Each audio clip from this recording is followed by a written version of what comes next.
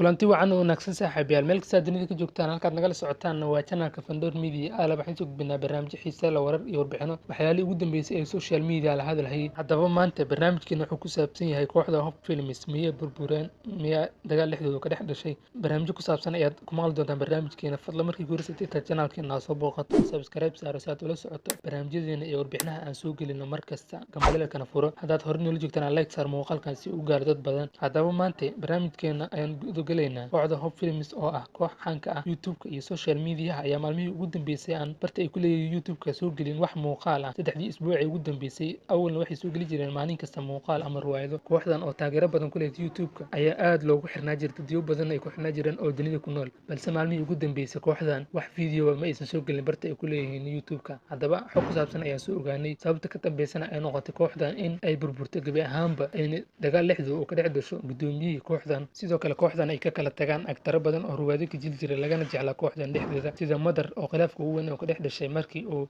muuqaalo la soo duubay YouTuber kale oo ku nool magaalada Hargeysa kooxda sharcigan u yaalana uusan ahayn in YouTube kale laga soo muuqdo qof kooxdan ka tirsan oo YouTube kale ka soo muuqdo arrimahaas iyo arrimo kale badan oo sabab khilaaf soo kala dhex gala awgeed kooxdan waxay istaajisay gabi ahaanba muuqaaladii ay soo geli jirtay iyo riwaayadihii ay ku madadaali jireen dadyo badan oo dunida ku nool oo ku xiran Soomaali badan dalka iyo dunidaba joogta kooxdan ayaa soo shaac baxday dabayaaqadii